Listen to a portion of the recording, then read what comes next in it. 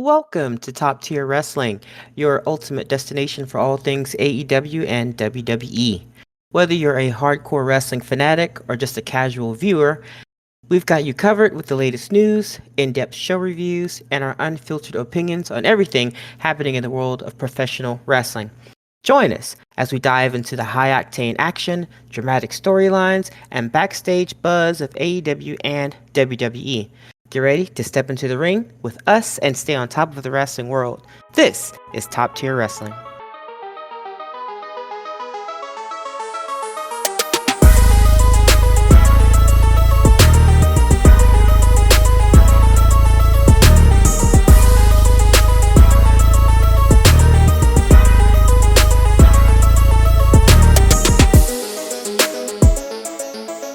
Welcome, everybody, to the Top Tier Wrestling Podcast. I am your host, the 24/7 legend, the suntan Superman, Dawn Truth. And with me as always, and with me as always, he is the greatest of all time, the never seen 17, podcasting with each and every one of you here tonight, the last real champion, Josh Cena. Everybody. Woo! Me. Exactly. So the major difference being is that this is not my retirement podcast. Let's be clear about that. At least I hope not. No, his time is not up. His time is News still to now. me. That's why I didn't put that in there. Okay, but we're here to cover Saturday night's main event for December 13th. Let's grab some tissues for our issues and get into it. It was Cena. Bruh, this was rough.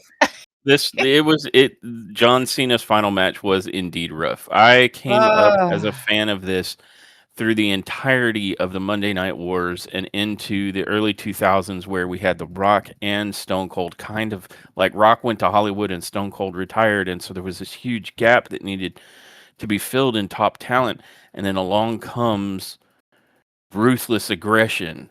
And from that point onward, John Cena put WWE on his shoulders like he was going to give them the AA and carried them, through the 2000s with top talent.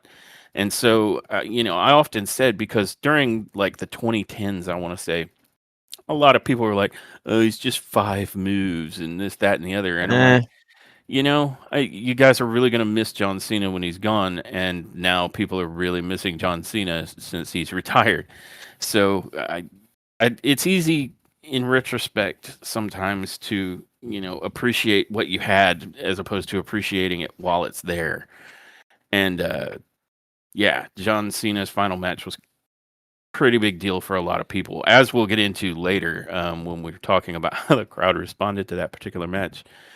But there were 3 other matches on this card that were quite phenomenal as well. Yep. And so in the interest of not skipping to the end, let us start where we begin, and that is with Cody Rhodes versus the ruler Obafemi. Oh no. And I was eagerly anticipating this one. One, because we don't look at a ton of NXT, and I had heard and seen a little bit of Obafemi, and I was like, oh man, this guy's right up my alley. I love power wrestlers, like the big guys who throw a lot of power bombs and choke slams and whatnot. And I was like, oh, Obafemi is that guy. And I was excited to see how he would carry himself going against like not just someone on the main roster, but the QB on the main roster, Cody Rhodes. And for the most part, I wasn't disappointed. Do you mind if I lead off with my thoughts on this match? No, go for it. All right. I just want to say that Obafemi looked fantastic here. Nightmare quads. Cody Rhodes. Nightmare quads. His quads are so Jesus huge. Christ. Yeah, he's just a big dude. I know we've got dudes that are bigger than 6'6", but like Oba is kind of like Drew in that he is huger than he actually is. Like he really is a big fella. Um, and speaking of Drew, I feel like they had kind of telegraphed, especially on the preceding SmackDown, that Drew is going to interfere in this match, and Yeah. ultimately that does end up being the case, but not before Cody and Oba really kind of give it to each other, and because Drew ends up interfering, we're left with the open question of who would win Oba. between these two great Yeah. champions. you, Oba. you've Oba picked would a have side. won. Yeah, yeah. I mean, Well, he was looking real dominant prior to that, so you yeah. might be right. But I do appreciate that it's an unsettled question that hopefully we'll get to see actually happen in the near Listen, future. Oba was whipping his ass like his name was Black Lesnar. He was Black whipping. Lesnar. He was whipping that Rhodes. Okay, I'm just saying. Cody was trying to hang in there. He was trying to hang in there, but I was having Brock Lesnar flashbacks. Yeah. Um, honestly, So, but I mean, I don't think you're done, so I'm gonna shut the fuck up. But yeah, um, I only had a little bit more to say, and that was that Oba looks completely at home in the ring with veterans like Cody and Drew, and yeah, I think sooner rather than later we're going to see him called up to the main roster. That's going to I be a think so. recurring theme for several of these matches tonight. But that was my take on it. This I felt like was a really good match. The only downside was that it was left unfinished due to Drew's interference. Yeah, this was a great opener, and I fully like you fully expected for Drew. Um, to interfere. But see, that's because of Michael. And I'm just gonna go on a small little tangent here. Michael always does this. That's my biggest issue with his commentary. It's not even the fact that he can't remember wrestling moves after being a wrestling commentator for 15,000 years. That's not even my problem. My problem is that he will basically lead us as much as possible to the outcome of a match. Like he just talks about it and talks about it and talks about it and drops hints here and drops hints there until honestly you know the whole fucking match before you see it. Like you know what's gonna happen because Michael, that's right, he won't stop. He must be stopped with it. So he just kept going on about Drew during another match on Friday Night SmackDown. And then he would bring it up again. So honestly, I kind of feel like we knew, yeah, because nobody can find Drew. And that wasn't his fault. They did throw in the little video where Nick Aldis was looking for Drew and then he told Cody he couldn't find him and that kind of thing. But Yep. honestly, that's all we needed. That's all we needed. Yeah. Then because I mean, we're not stupid, right? The fans are going to watch that and they're going to go, "Oh, right?" Because what did they do? They do what they always do. They kind of kept Drew quiet for like an episode or two, and then whenever it was about to be his time to appear again, they brought up Drew. So Yeah. like we knew it was going to happen. Michael didn't need to go on and on. Michael could have just said, you know, and just in case you guys don't understand what I'm saying, Drew McIntyre will interfere in Cody Rhodes' match tomorrow. Like, he might as well. He might as well. You're right, but to be fair, you and I before we even started looking at Saturday night's main event, like you stopped me when I was getting it started for us to look at and said predictions first, and so I threw out my predictions long before like Michael was saying anything that night anyway. Right. But I And I mean, Friday. believe I think my predictions were like in every single match, it's going to be the NXT talents going over. We'll also see something with The Miz and probably Ron Killings.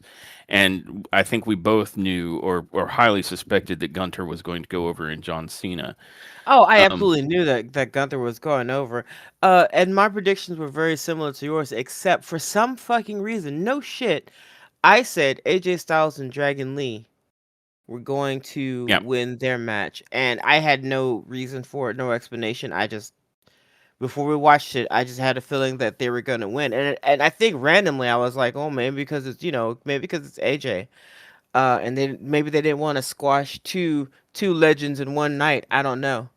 Um, I don't know, but this first match with Cody Rhodes and Oba was impressive, and Oba looked fit for the main roster. He looked ready to go. They could take him from NXT tomorrow and put him on the main roster, and he would just get in there and look like he's been there the entire time.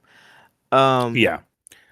And the yeah, reason I mentioned the predictions pre-show is that I think I even said, Cody Rhodes and Oba Femi, Oba's going to look good, but it's going to be left kind of an open question because Drew is going to interfere, and that's exactly how it played out.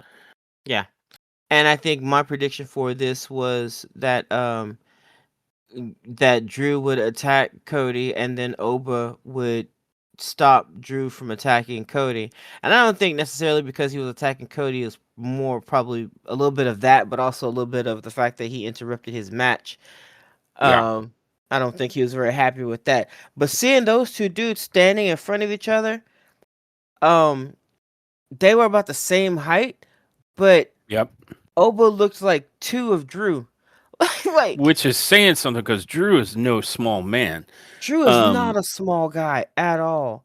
and it was absolutely outstanding the choke slam that he gave Drew McIntyre. Like, From the like it sun, was so good. from the sun back down to the damn fucking earth, man. Like it was beautiful. Yeah. So Oba looks like a powerhouse. He's swole as shit, but agile, man. Like he's agile as a fucking cat. Yeah, So that's those monster quads. yeah, he's nightmare fuel, and those yeah he is fueled by quads of doom. Um, Yeah, but this was a really good match, and I was very happy that this was the opener, and they didn't do the John Cena's match being the opener, because I would have been extremely pissed about that. Yeah, I think Um, there was actually a rumor going around that that was going to there be the was, case, and it was like, yeah, oh, that seems like a bad idea. yeah, there was a rumor going around that about that, and I honestly don't think that it was ever true. I don't think WWE would have been that clueless.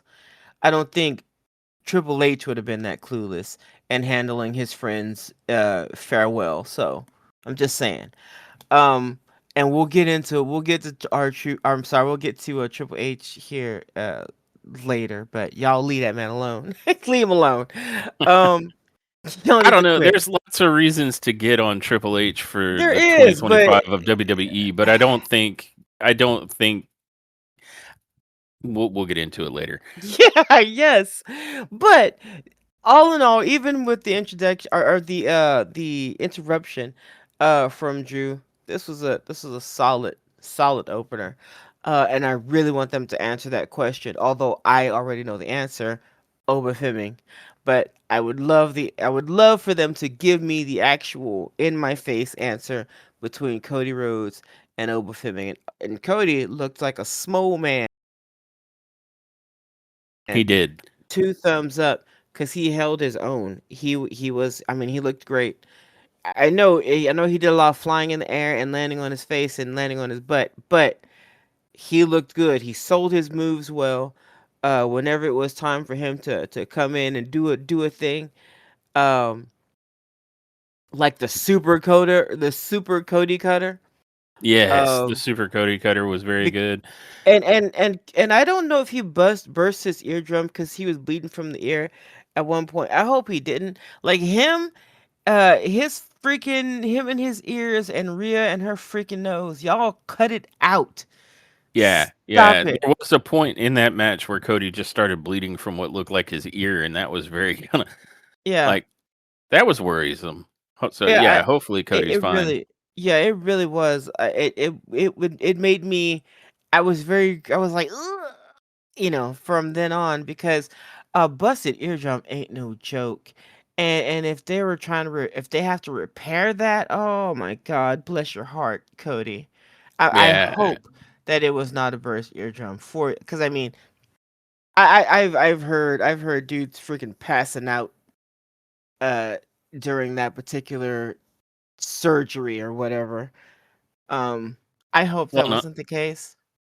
If that were the case, on top of being very painful, it can also throw off your equilibrium and balance quite And severely. yeah, and I was gonna say, if that were the case, he did not let it get like he still his ring awareness was fantastical. Yeah. Um, so yeah, he looked really good before the bloody ear and after. He did a fantastic job. And Cody is another one of those dudes that you guys may scream about being tired of, but when he ain't around no more, you will miss him. He's one of those Yeah. dudes. Because honestly, they like he's the right guy to pass on the torch. Um, he's the right guy. That's my opinion. And had they not ruined Cena's beginning uh run for his retirement, they had not ruined that, then the match that him and Cody had could have been phenomenal. But Yeah. that's not what they did. No, no, unfortunately. Um, but a fire match to start the evening. I mean, Fire. let on top of the fact that, like, I mean, we've got all of the weight of John Cena's final match coming into this. We also got the weight of like Saturday night's main events not having been tremendous in the past, like since they brought them back. And so it was good for a variety of reasons that this opening match was as good as it was. I mean, this was a hell of a match, and it was really cool to see Obafemi standing in there with like main roster veterans like Cody Rhodes and Drew McIntyre, and just looking like he fits right in, no problem. Yeah. Yeah, a friggin' delight. Yeah, I'm definitely watching with interest to see what happens with Obafemi going forward. That guy definitely has the I am the guy factor going for him. Yeah, real talk. I could see some amazing matches, preferably before he retires, but like with Brock Lesnar and certainly with Braun Breaker, and oh, just good stuff. Yeah. Um, Shortly after that match, we end up with our second match, which is one of the four horsewomen of the women's revolution, Bailey with Lyra Valkyria and her onesie, her one T-shirt that she wore out to the ring, accompanying with going against NXT's Sol Ruka with Zarya. And I remember being slightly surprised to see Zarya out there because, again, I don't watch a ton of NXT, but it bled through to me that like her and Zarya had been feuding a little bit. So I was like, huh, is Zarya going to interfere here? Is Zarya in Sol Ruka's corner? It, it got mentioned, I think, by Michael Cole briefly, or Yeah. maybe Corey. No, I'm not sorry, not Corey. Wade, that they had been feuding for a bit. So I was like, I didn't make that up. But Zarya just stood in her friend's corner for the bulk of this match. That said, what did you think of this women's match? Um, Yet again, another great match. I was complaining honestly about Saturday night's main event because I was upset that John was ending his career on main event. I was not happy about that. I wasn't happy about the venue they picked. I wasn't happy about this match with Bailey and Sol Ruka because it felt like something with no heat. But then they said it was going to be an exhibition match, and I'm like, yeah, sure it is. Because exhibition match in WWE don't mean the same thing, as like exhibition match in like AEW or something. Or when I think exhibition match, or I think even when you think exhibition match, that's not what WWE, like actually, you know what? They have given us a great the match between John Cena and AJ Styles. To me, that's a great Hmm. exhibition match. That's just That those was a two. phenomenal exhibition. No Yeah. pun intended. Yes. Now, would I consider this match between Bailey and Sol Ruka that? Mm, yes. Yes, I would because it was not a match where first of all, my prediction was Bailey would not win. She was gonna like Sol Ruka was gonna be the victor here. Um but I did not expect for the match to actually be good. Like Bailey and Soul looked really good together, Yeah. and Yep. Bailey did some crazy shit. Um, she reminded everybody why she was even, because we haven't seen her really just like get into a good match. I mean, we haven't seen Bailey win in a minute either, but I don't think that her winning or losing was the important part here for this particular match. I think she was here to make Soul Ruka shine, and I think she did just that without making herself look like she was, chopped liver. You know what I mean? Yes. Um, and so, in my opinion, that makes a pretty good exhibition. Um, there was no like real outside interference.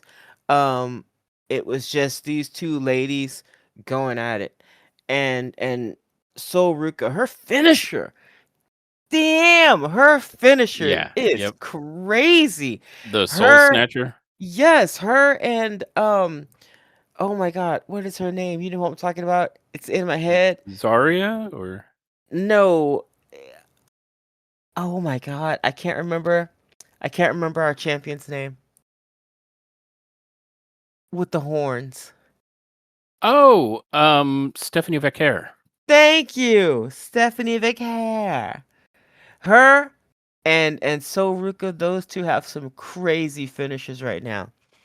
Um, like two of the best, especially for the women's division. They stand out.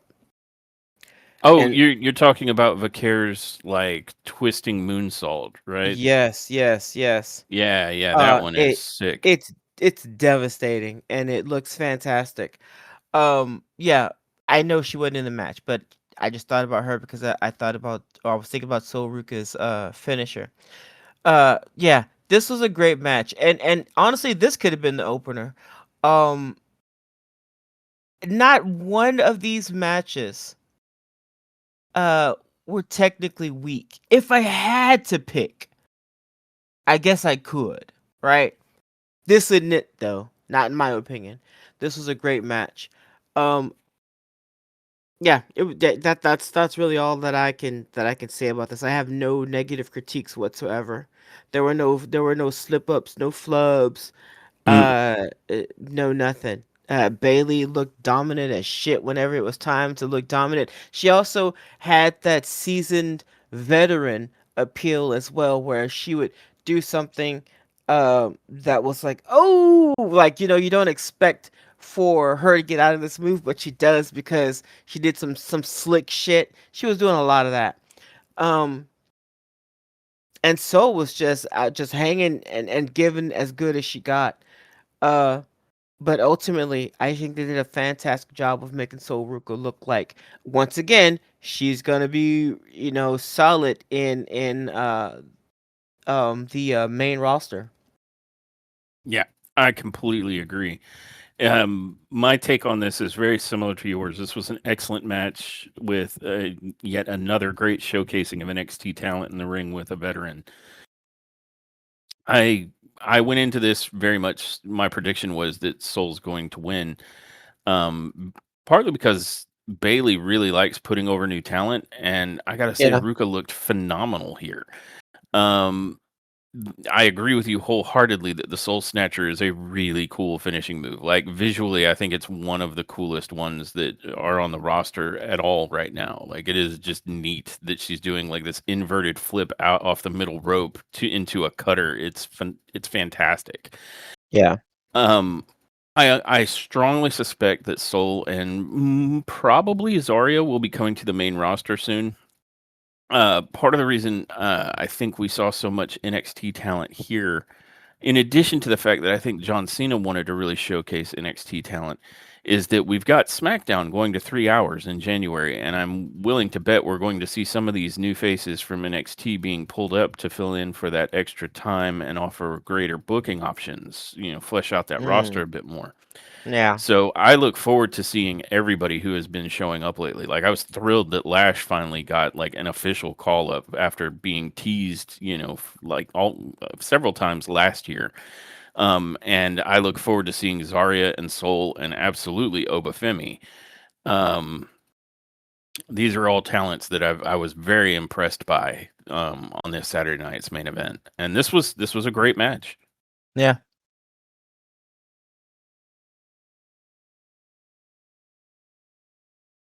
So, um, just to make it clear, Sol Ruka does hit Bailey with the Soul Snatcher near the end, and it looks like Bailey is going to counter and roll her up, but Sol Ruka then counters that counter and rolls Bailey up and gets the 1, 2, 3. So Sol Ruka wins via pinfall.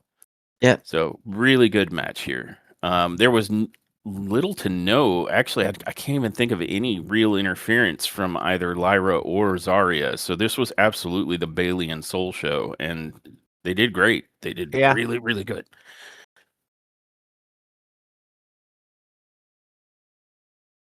Um, Before we get to the next match, it should be noted that there was a lot of folks there that night.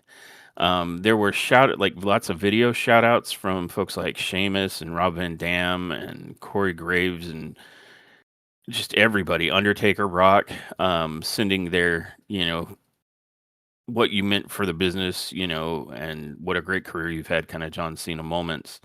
And in the crowd, I think we had Michelle McCool, Rob Van Dam, Sami Zayn, like right there in up front. Kurt Angle was even there. So everybody was in the house to see John Cena's final performance.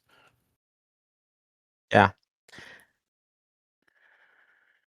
That then brings us to our third match of the night, which is the WWE Tag Team Champions AJ Styles and Dragon Lee versus the young up and comers Javon Evans from NXT and Leon Slater from TNA.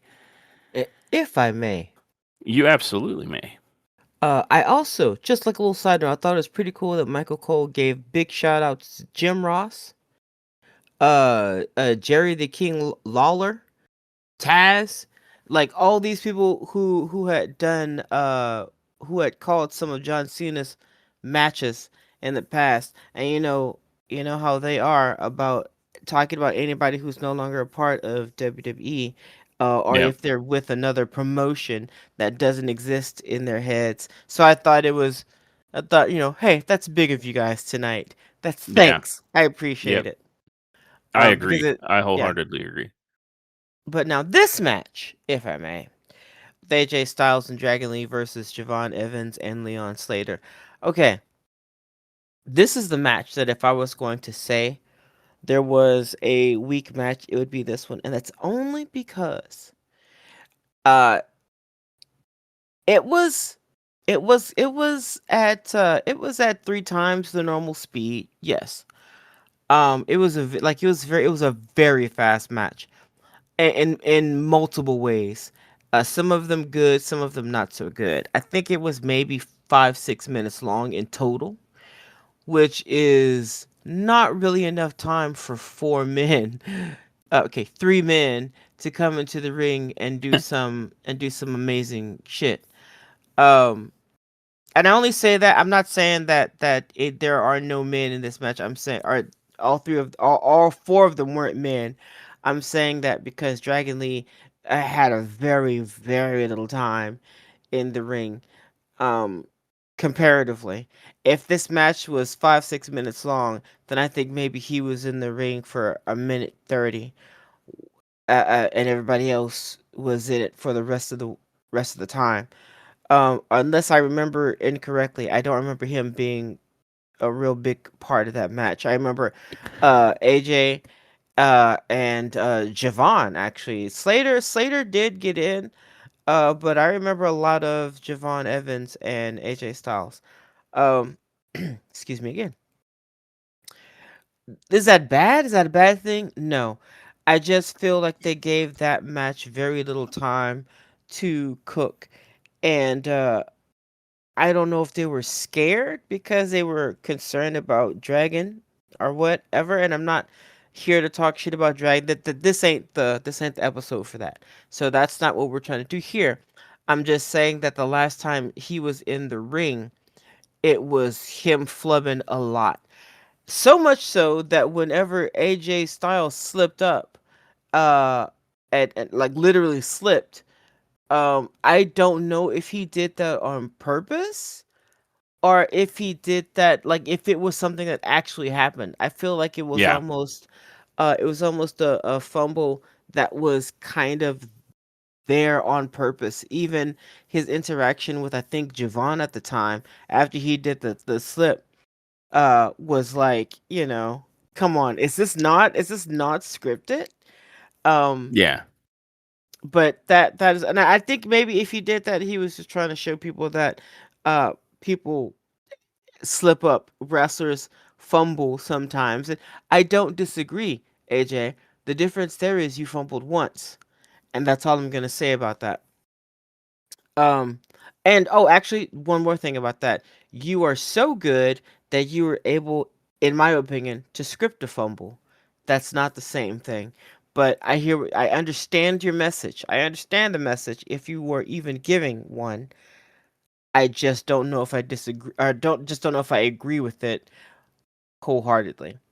Um, but as I said, if there was a weak match, it would be this one only because there was not a lot of time for it to really percolate. But nobody looked bad. Everybody went in there and they did the damn thing. I also think they probably picked Javon and Leon. That rhymes.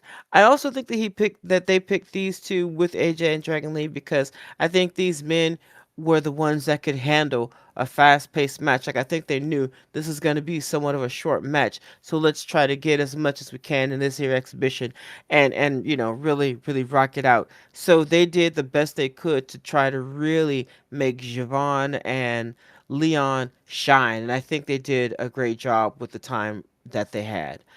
Um, the surprising thing is that my prediction was correct, and AJ Styles and Dragon Lee actually won. And it wasn't for a belt, so I'm not sure why. The only thing that I could think is variety. I honestly think they just wanted to kind of shake it up and also show that not every WWE superstar is was gonna lose to a NXT uh star that night. Yeah. That's the only thing that Yep. I can think of. And if that's the case, I'm fine with it. I'm cool. Um, I just wish it had been a tad bit longer. But again, I think time constraints played their part here, and these men did the best they could with the time frame given. That's all I have to say about that. I can dig it. My thoughts on this one is that while it was a shorter match, it was so high octane, which Yeah. leans into like Javon and Slater styles, Yes. that I think it was probably as long as it needed to be.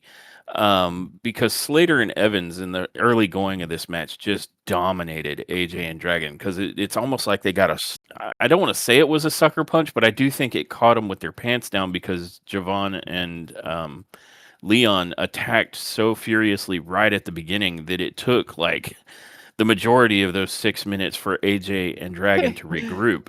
Yeah. Um, It was kind of like, oh shit, hold on and now.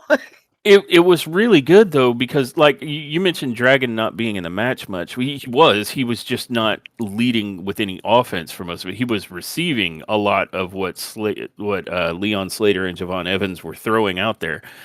Um, I think Dragon, if I think back on it, Dragon did like one like float over power bomb and like a plancha to the outside, and that was about it. Other than tagging in AJ Styles, everything else was him selling moves.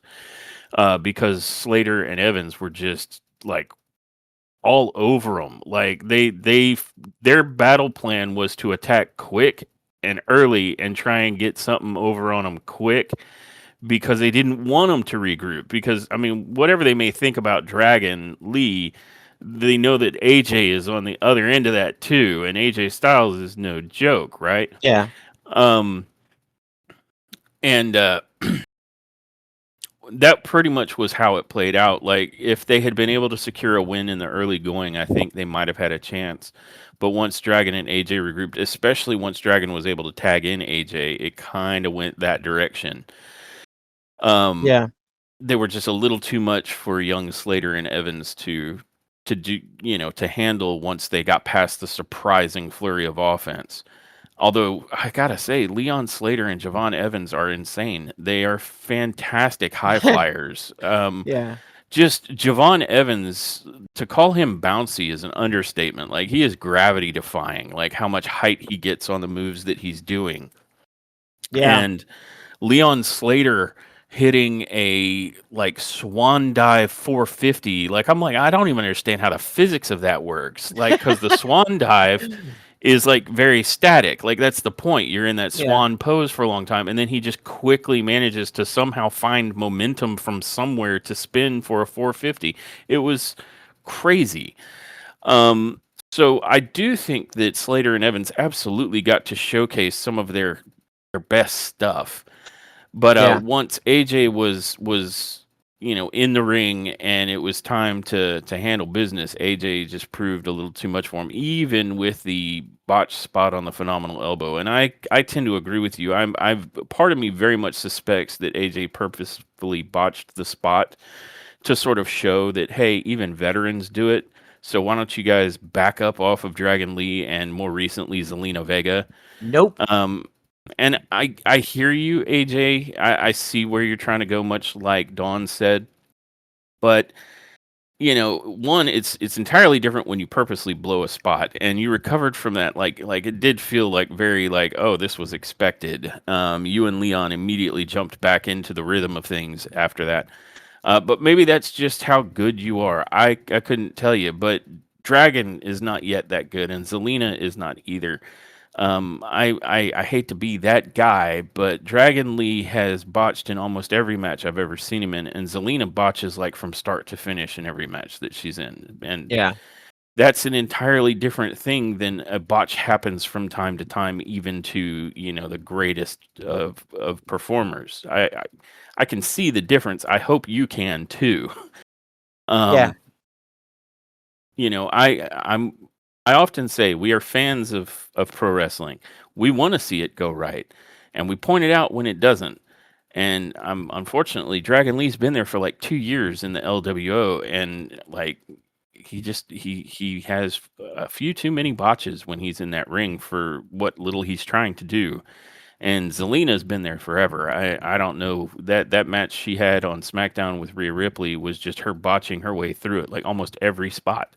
So that is an entirely different animal. If we're being intellectually honest, then it happens to everybody some nights. Yes, Randy Orton tries to go for a table move and the table never plays along or it collapses underneath him. We get that. But Randy Orton doesn't botch every single spot that he has in every single match. You know what I mean? There is a Yeah. difference. So I see what you're trying to do, but I don't think you're being honest with with what's being criticized.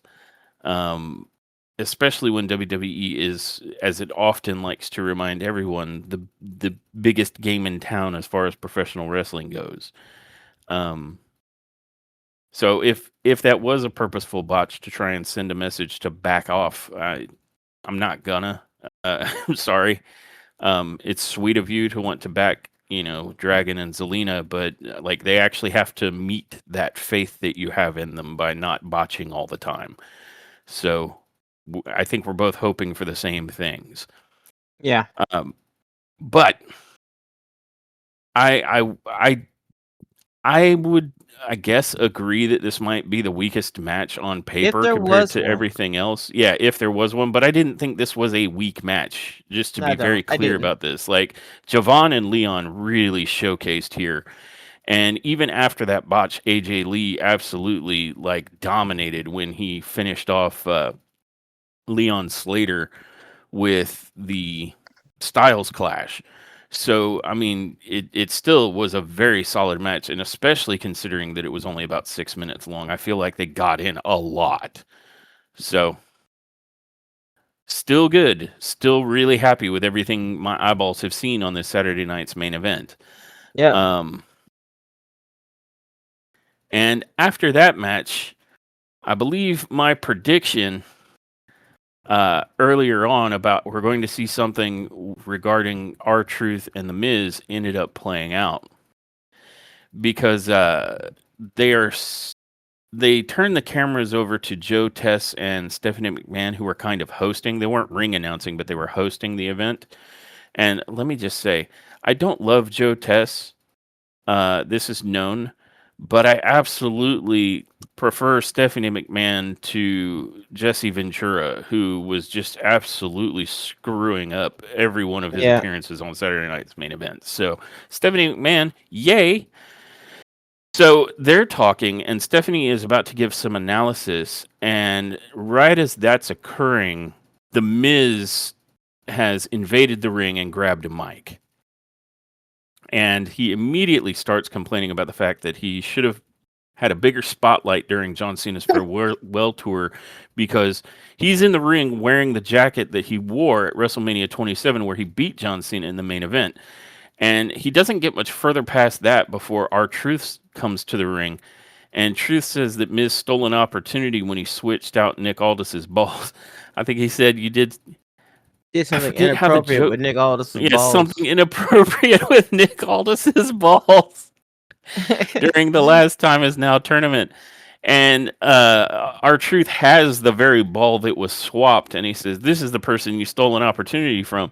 And I thought when he opened it, it was going to say like Ron Killings or something, but we were actually able to kind of see the name on the ball, Yeah. like the card in the ball, and it reads Joe Hendry. And I think one of the announcers actually said it out loud and say his name, and he appears. And like he appeared instantly, like he was already on the apron looking into the ring. Yes. And I was like, where did he come from? Because I thought they were going to do the intro and whatnot. So Joe Hendry is just there, and he's, Miz tells the crowd to shut up, and I think he then pushes R-Truth, and then Hendry comes into the ring and starts just wailing on the Miz. And they eventually drop. I want to say Hendry catches the Miz for a big fallaway slam, and then both R-Truth and Joe Hendry um, deliver effectively. I guess the 5 knuckle shuffle. So with both of them, maybe a 10 knuckle shuffle.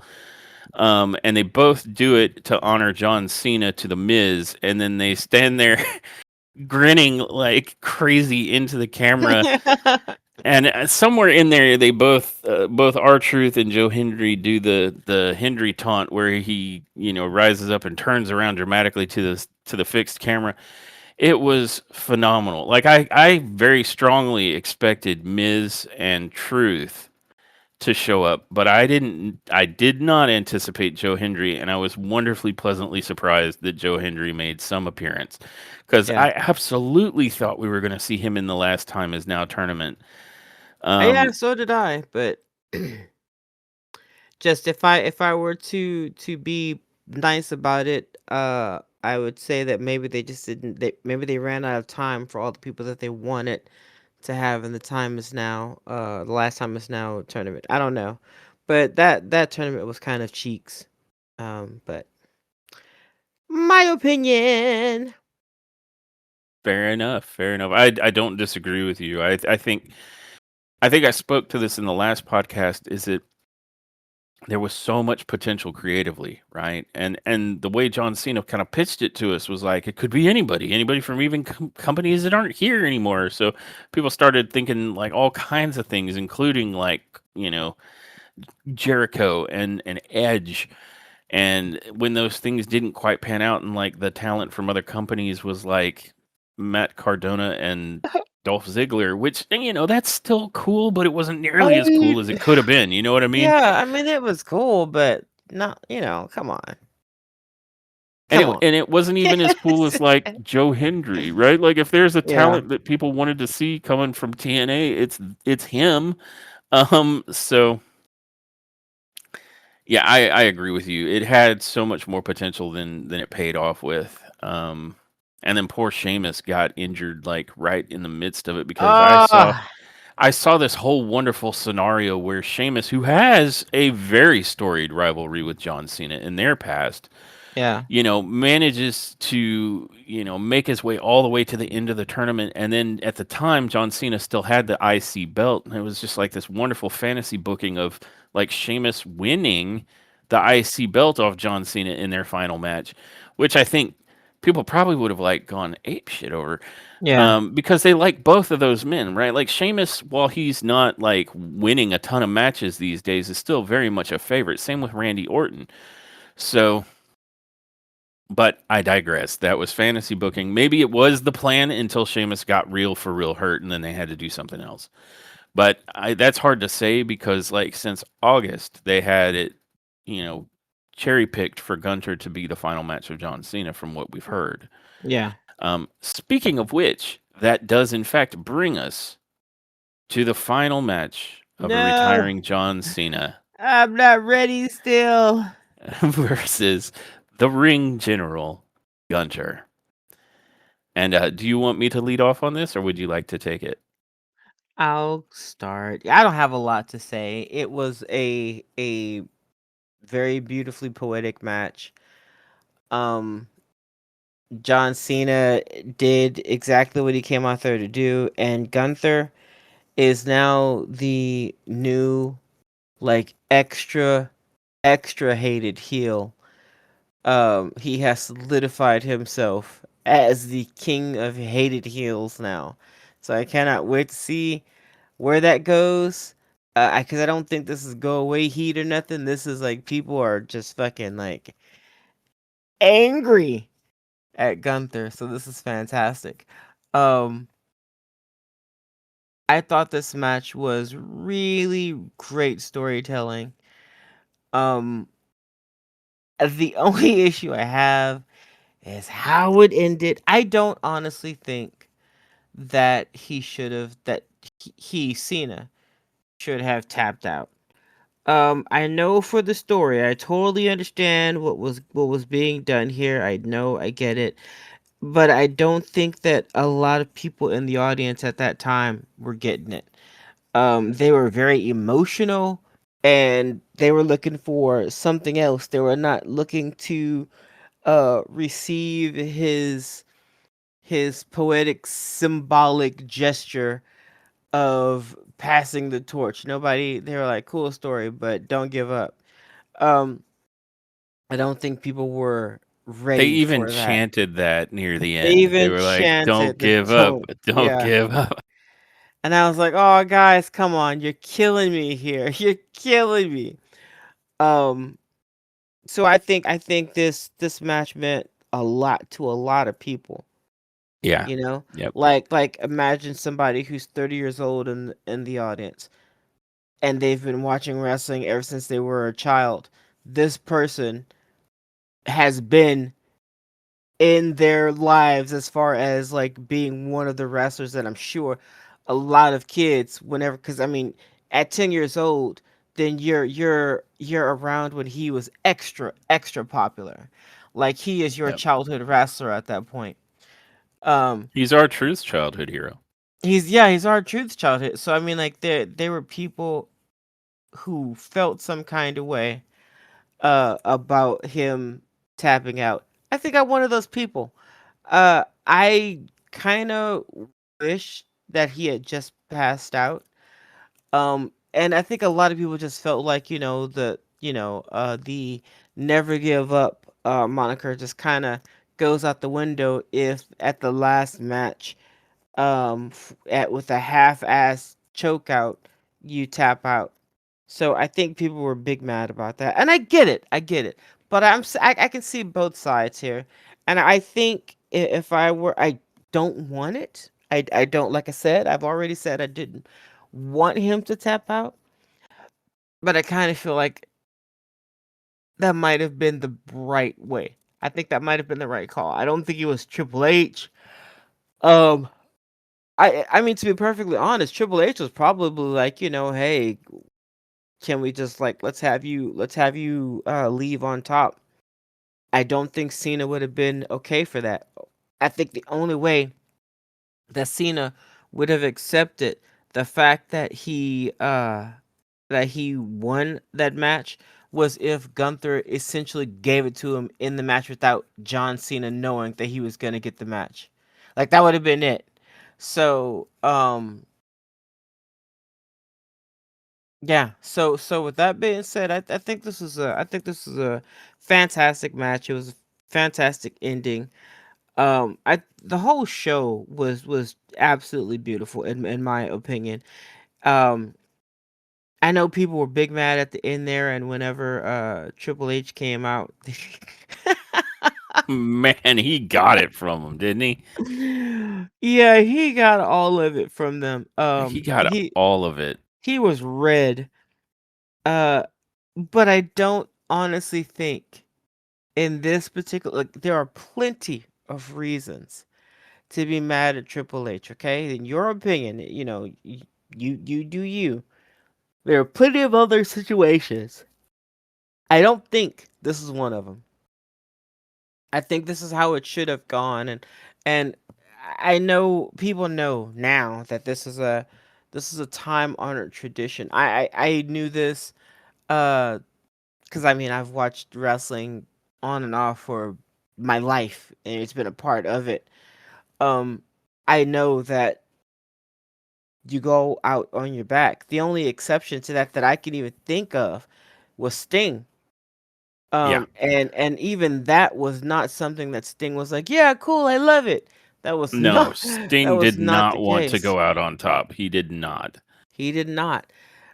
And I think that one was a bit different because it wasn't just him. This was a tag team match that he was having, which is crazy, but it's a tag team match, and I don't think that he was there to bury Darby. I think that his most of the end of his career was to push Darby forward Yep. in AEW. So him getting his ass whooped and Darby having to that's what he continues his career with. I don't think that's what anybody wanted. So I think they Mm-mm. played that as wisely as possible. That shows a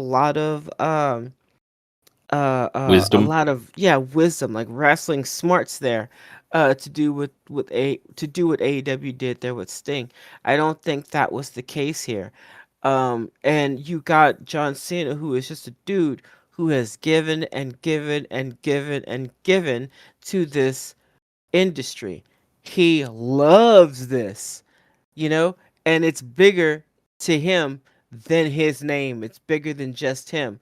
So I think this is how it had to have gone for John Cena. I don't think he would have been happy any other way. And right after he, loses the match, the audience is just freaking. The boos come in, the bullshit chants come in. I mean, they were not happy, but I don't think they were ready for symbolism. I think they just wanted a cut and dry, you are the victor type match. Or cut and dry, you're still the victor because you never gave up at the end of that match. You may have passed out, but that's not the same thing as giving up. And people would have been like, yeah, you never gave up. They would have been doing some shit like that. Um, Instead, I don't think they were prepared, which is surprising. But I don't think they were prepared for John Cena to not only lose but to tap out for the loss. I could see that. That's fair. Yeah. My What did you thoughts on think? Yeah, this. yeah, yeah, Uh, this match was Cena giving back one final time to the business by putting over yeah. the guy who will keep going, as is traditional, and going out on his back. I feel like he made the conscious decision to do so, as he even adopted sort of a serene expression on his face as he almost casually tapped out to Gunter. He was offering the last thing he had to give, and he has nothing left to prove in that ring. It's his final match. And I understand why the arena wasn't having any of that, and they were very loudly disappointed in this outcome. But it is the tradition to go out on one's back when leaving the profession. Um, and I think John wanted to do it that way. I think he wanted to have a very traditional, sunset to his career. Nothing that anybody in the industry would consider contentious at all. And it's just one more example of him giving everything he had left to give as he went out. Um, Yeah. and you were right. When Triple H came out to celebrate with John for a great career, the crowd really let him have it. For me, I feel there was a fair bit to be disappointed with regarding Cena's retirement year worth of booking. But this traditional finish to his final match, I personally didn't find to be one of them. Yeah. Not with the understanding that John still wanted to give to the business that gave him so much. And so I can see both sides. I can totally understand the disappointment. I can understand people wanted to see him maybe pass out instead of tap out. But I also see it from the other side of things where John Cena is realizing, I think that was the story they were trying to tell is John Cena is realizing that he can continue to keep fighting, but his time is over. It's no longer his time is now. It's Gunter's and everybody else who's going to continue to wrestle for WWE into the future. It's their time. And I think he made that decision, with humility and to give back what he had left. Um, so I guess on the hot take side of things with that one. I'm not saying I can't see where other people are coming from, and Hmm. I absolutely think if you wanted to boo Triple H, there's lots of reasons in 2025 to question his booking. You ain't But wrong. I don't feel that happened here. Like this was far and away a superior send off than what was kind of the crap send off we got for Goldberg, which was Yeah. a rising fear. Like, this is how WWE is going to handle somebody coming to the end of their career. Oof.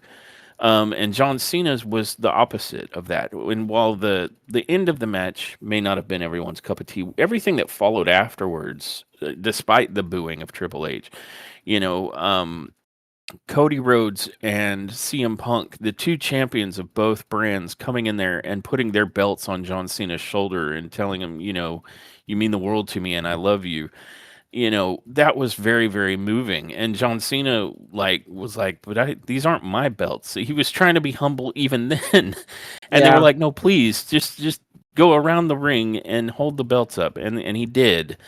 And then he gave them their belts back. And then, Triple H wanted to show him, one last time on the Titantron, kind of a montage of him saying when he was little that, this is what he's wanted to do since he was a small child, and he still feels like he's just a kid being able to do the thing that he loves to do. And you got all of these different sentiments from all of these different people, including a very rare showing of what Vince McMahon thought of John Cena, and all of it was deeply flattering.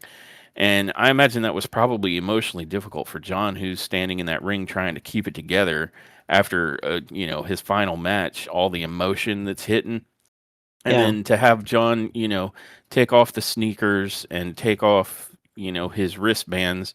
We had one fan that was like, and the Dead jorts, and it's ass. like, come on, man, Dead like ass. Still trying to make him take off his it's jorts. still PG-13 kind of an era. Um, uh, it was all very, very symbolic and very, I mean, I could practically see John Cena like playing My Way in his own head. This is how he wanted to go. If John Cena Yeah. got to pick anything, like, there's been some back and forth, like, did he pick his opponents? Did he choose who he did this with, that with? If he chose anything, I think he chose how he was going to go out here. He probably chose how he wanted it to finish and everything else. And so, to be mad at that is to be mad at how Cena wanted to do this. Um, and I'm not able to see it that way. I feel like Cena got the retirement he really wanted, the final match and the final spotlight. He walks, down the entrance ramp finally, and he turns and he gives one final bow to the crowd.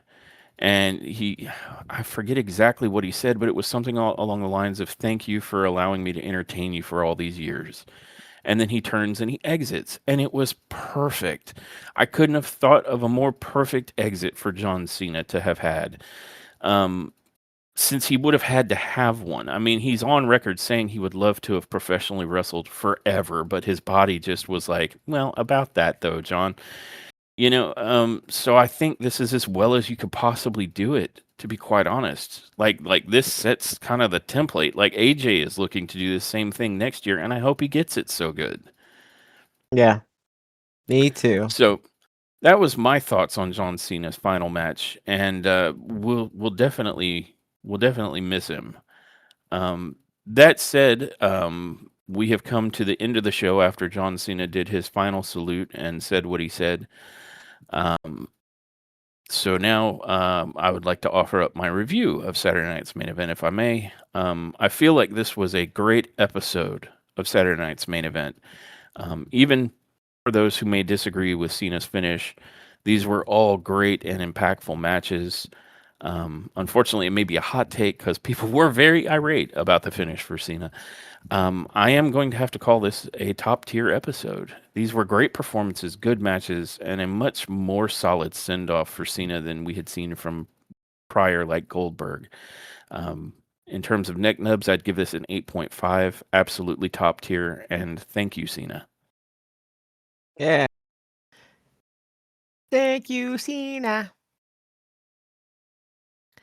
Um, I think I think that this was definitely a top tier event, and I think they did a fantastic job of giving Cena his flowers, right? You know what I mean? While he was still able to smell them, the appreciation, the admiration they gave, they showed him, fantastic. I was very concerned, especially after seeing Goldberg's. Uh, I was very concerned with this retirement show, but I think that it ended fantastic. His run did not go smoothly all the way. It was rough there for almost half of it, but they pulled their heads out of their asses and salvaged what they could. I honestly believe, and I don't think him losing was a bad move. Even if I don't agree with how it ended, I could still see the story they were telling. I can still see the logic behind the actions, and I could still find that the match itself was entertaining. Everything about this episode of main event was entertaining. I would definitely give this. You know what? For many reasons, because this is a very important episode, I think they carried out everything that they wanted to carry out very well. I would give this a 9.5. Uh, Nice. and I mean, I would do so gladly. I was happy to see even though Bailey didn't win, at least she had a fantastic match. I felt like the reins just for a few were taken off of her, and we were able to appreciate, uh, you know, Bailey. You guys remember Bailey? You know, she's freaking awesome. Um, everybody looked good. Everybody looked good. I mentioned Bailey because she's one of my favorite female wrestlers, just overall. Um, But yeah, this was great. This is a fantastic episode. This is probably, no, not probably, this was the best main event episode I have seen since main event has returned to television. So fantastic. Loved every second of this show. Completely agree. Completely agree.